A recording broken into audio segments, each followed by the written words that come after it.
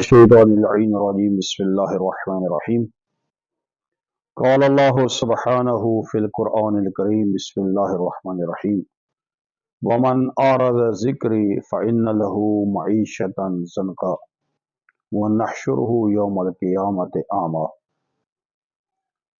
اللہ تبارک و تعالی ارشاد فرماتا ہے کہ جو شخص میری یاد سے غافل ہو جاتا ہے، میری یاد سے دور ہو جاتا ہے، میں اس کی دنیاوی روزی تنگ کر دیتا ہوں۔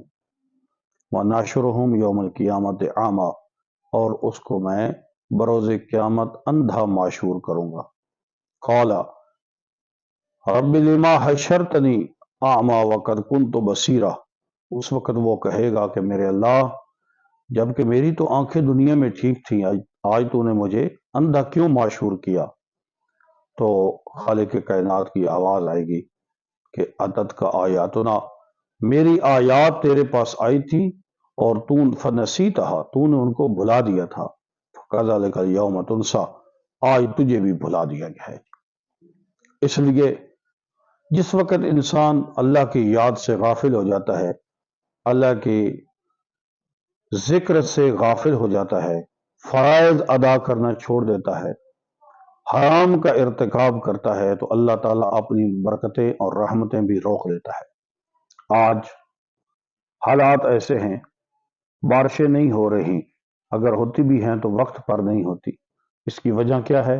ہماری اللہ سے غفلت ہے، اللہ کے دروازے سے غفلت ہے۔ ڈاکٹر اقبال نے کہا تھا، مسجد مرثیہ خواہ ہیں کہ وہ نمازی نہ رہے، یعنی وہ صاحب اوصاف حجازی نہ رہے۔ محترم، آج اسی وجہ سے پریشانیاں ہیں، کیونکہ ہمارے اندر جس وقت ہم اندازہ کیجئے جب خدا کے گھر کو آباد نہیں کریں گے تو اللہ ہمارے گھروں کو بھی آباد نہیں کرے گا۔ اس لیے کوشش کرنی چاہیے۔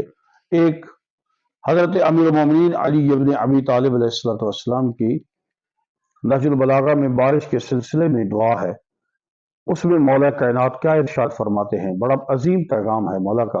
مولا ارشاد فرماتے ہیں، ان اللہ یبتلی عبادہ عند الاعمال السیئہ بنقص الثمرات وحبس البرکات واغلاق خزائن الخیرات۔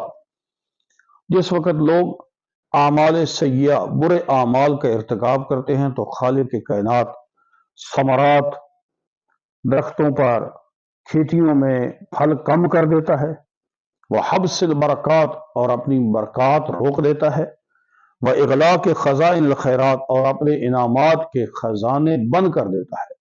یعنی اس کا مطلب یہ ہوا کہ جس وقت اللہ کی بارگاہ سے انسان دور ہو جاتا ہے تو خالق کائنات بھی اپنی برکتیں روک لیتا ہے۔ مومنین کرام، کوشش کرنی چاہیے اللہ کی بارگاہ میں حاضر ہوں۔ مولا فرماتے ہیں، یہ کیوں اللہ روک لیتا ہے؟ لِیَتُوبَ طَائِبٌ، تاکہ کوئی توبہ کرنے والا آ کر توبہ کرے۔ ہمیں اپنے گناہ کی معافی مانگنی چاہیے۔